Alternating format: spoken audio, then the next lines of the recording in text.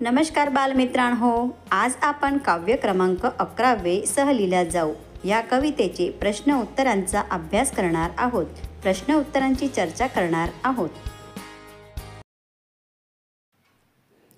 प्रश्न क्रमांक 2, खालील दिलेल्या योग्य विकल्पावर खऱ्याची निशाणी करा.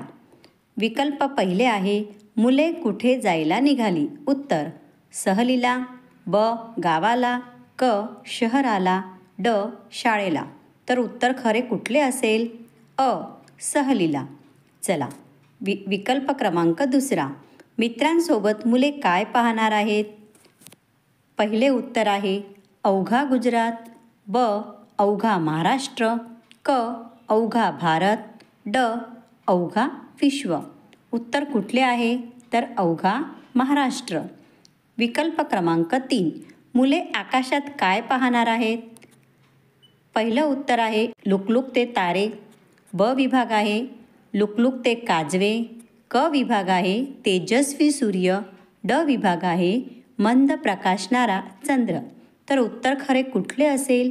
ब विकल्प लुकलुकते काजवे. चौथे विकल्प पाहू, शिवनेरी किल्ल्यानंतर मुले काय पाहणार आहेत. अ स्वराज्य, ब रायगड, क प्रतापगड, ड नदी किनारा. चला, खरे विकल्प कुठले बेटा? ब रायगड. विकल्प क्रमांक 5, कवितेत विविधतेचा एकात्मतेचा संदेश कोणी दिलेला नाही. अ विभाग गांधीजी, ब टिळक, क संत तुकडोजी, ड जिजाबाई. उत्तर आहे ड विभाग जिजाबाई. चला, 6वा विकल्प पाहू, कोणते स्थळ महाराष्ट्रात आलेले नाही. अ देहू आळंदी, ब द्वारिका, क अजंठा, ड वेरूळ लेणी. चला, उत्तर कुठले असेल? तर ब द्वारिका. शाबाश विद्यार्थी मित्रांनो, तुमची सगळी उत्तरे खरी आहेत.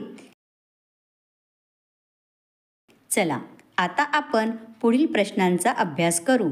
प्रश्न क्रमांक 3, कवितेचे समूहात गान करा. चला सहलीला जाऊ. कवितेचे गान तुमचे झाले, त्यानंतर त्यावर आधारित खालील प्रश्नांची उत्तरे लिहा. प्रश्न क्रमांक 1, मुले निसर्गातील कोणती स्थळे पाहणार आहेत. उत्तर मुले झाडे, प्राणी, पक्षी, नदी, तलाव, समुद्र आणि कालवे असे निसर्गातील अद्भुत जादू पाहणार आहेत. प्रश्न क्रमांक 2, कवितेत कोणत्या गडांची नावे आलेली आहेत. उत्तर कवितेत शिवनेरी आणि रायगड या गडांची नावे आलेली आहेत. प्रश्न क्रमांक 3, कवितेत एकात्मतेचा संदेश कोणी दिला आहे. उत्तर कवितेत एकात्मतेचा संदेश राष्ट्रीय महानुभूती गांधीजी, टिळक, डेबूजी, तुकडोजी यांनी दिलेला आहे. प्रश्न क्रमांक 4, मुले कोणती धार्मिक स्थळे पाहणार आहेत. उत्तर मुले ज्योतिर्लिंग, शक्तिपीठे, अष्टविनायक गणपती यासारखी धार्मिक स्थळे पाहणार आहेत. प्रश्न क्रमांक 5, स्वराज्याची राजधानीचे नाव काय होते. उत्तर स्वराज्याच्या राजधानीचे नाव रायगड होते. प्रश्न क्रमांक 4, खालील प्रश्नांची उत्तरे लिहा. प्रश्न क्रमांक 1, सहलीला जाऊन मुले काय काय पाहणार आहेत. उत्तर सहलीला जाऊन मुले अवघा महाराष्ट्रातील आलेली प्रेक्षणीय स्थळे जसे की किल्ले, निसर्गातील जादू, शिवनेरी, रायगड, कोकण, मराठवाडा, पश्चिम महाराष्ट्रातील विदर्भ, खानदेश, ज्योतिर्लिंग, शक्तिपीठे, अष्टविनायक मंदिर, नाथसागर, लोणार, अजंठा, वेरुळाच्या लेणी, आळंदी, देहू सारख्या धार्मिक, सांस्कृतिक आणि ऐतिहासिक स्थळांना पाहणार आहेत. प्रश्न क्रमांक 2, कवितेत कोणकोणत्या धार्मिक स्थळांचा उल्लेख करण्यात आलेला आहे. उत्तर कवितेत ज्योतिर्लिंग, शक्तिपीठे, अष्टविनायक गणपती यासारख्या धार्मिक स्थळांचा उल्लेख करण्यात आलेला आहे. प्रश्न क्रमांक 3, काजवा म्हणजे काय. काजवा हा प्रकाश टाकणारा किडा आहे. अधूनमधून किंवा एकसारखा प्रकाश देणारा एक भुंग्याचा कुळातील निशाचर भुंगा आहे. काजवे त्याच्या उदराच्या शेवटच्या टोकाच्या भागातून पिवळसर, हिरवा किंवा फिकट लाल असलेला प्रकाश उत्सर्जित करत असतो. काजवा हा स्वयंप्रकाशित रातकिडा आहे.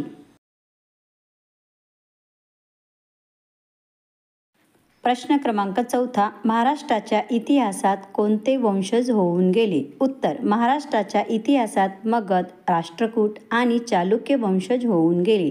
प्रश्न क्रमांक 5, महाराष्ट्रात परंपरागत साहित्य कोणते? उत्तर, महाराष्ट्रात परंपरागत गाणी, अभंग, भारुडे, पोवाडे आणि गवळणी यासारखे साहित्य प्रकार होऊन गेले आहेत.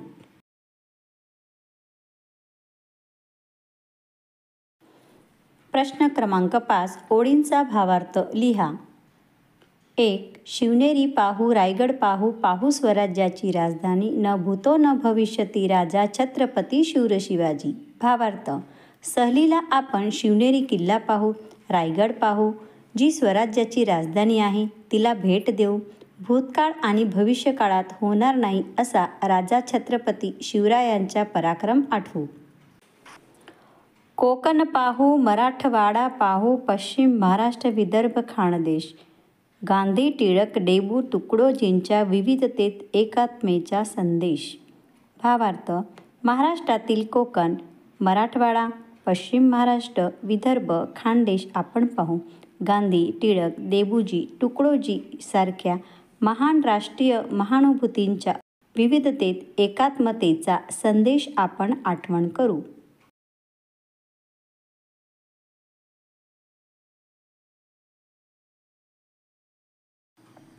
प्रश्न क्रमांक 6, खालील शब्दांचा उपयोग करून 5 ते 6 ओळींचा परिच्छेद तयार करा.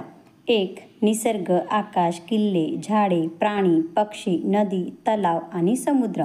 विद्यार्थी मित्रांनो, या शब्दांच्या मदतीने तुम्हाला आवडणारा परिच्छेद तयार करा. विद्यार्थी मित्रांनो, या शब्दांचा वापर करून परिच्छेद तयार करण्यात आलेला आहे. हा परिच्छेद फक्त नमुना स्वरूप आहे. तुम्हाला आवडेल तसा परिच्छेद तुम्ही तयार करून लिहू शकता. आज सकाळी मित्रांसोबत समुद्रकिनारी फिरण्यासाठी गेलो. निळ्याभोर आकाशाखाली निळे व पांढरे शुभ्र पाणी हे फेसाळत होते. उंच उंच लाटांच्या आवाजाने मन हे रमत होते. समुद्रतटाच्या आजूबाजूला नारळाची सुंदरशी झाडे होती. काही पक्षी पाण्यातील मासे चोचीने भुरकन पकडून वर उडत होती. किनाऱ्यावर असलेल्या रेतींचे आम्ही किल्ले बनविले. आज सर्वांनी खूपच मजा केली. तलाव मात्र लहान, त्यापेक्षा नदीही मोठी आणि त्यापेक्षा समुद्रतः फारच मोठा. अफाट समुद्राची निसर्ग जादू अद्भुत होती. विद्यार्थी मित्रांनो, आपल्याला दुसराही परिच्छेद बनवायचा आहे. सहल, महाराष्ट्र, कोकण, मराठवाडा, विदर्भ, खानदेश, अजंता, वेरूळ ह्या शब्दांचा वापर करून आपल्याला परिच्छेद तयार करायचा आहे. चला, आमच्या शाळेतून महाराष्ट्राची सहल निघणार आहे. सहलीत आम्ही अवघ्या महाराष्ट्राला भेट देणार आहोत. कोकण, मराठवाडा, विदर्भ, खानदेश, अजंता, वेरूळ यासारख्या प्रेक्षणीय स्थळांची भेट घेणार आहोत. कोकण म्हटले म्हणजे निसर्गाचा राजा, नारळाची उंच उंच आकाशाला भिडणारी झाडे. सहलीला जाण्याची अंगात उत्सुकता जागली आहे. सहलीतून आल्यावर ताई तुला सहलीची मज्जा सांगेन. विद्यार्थी मित्रांनो, या पद्धतीने तुम्हीही तुमच्या विचाराने परिच्छेद तयार करा. अशा प्रकारे विद्यार्थी मित्रांनो, आपण प्रश्न क्रमांक 2 पासून ते 6 पर्यंतच्या प्रश्नांची चर्चा केली, अभ्यास केला. आता राहिलेले पुढील प्रश्न आपण पुढील व्हिडिओत समजणार आहोत. तोपर्यंत प्रश्नांचा सराव आपण करावा.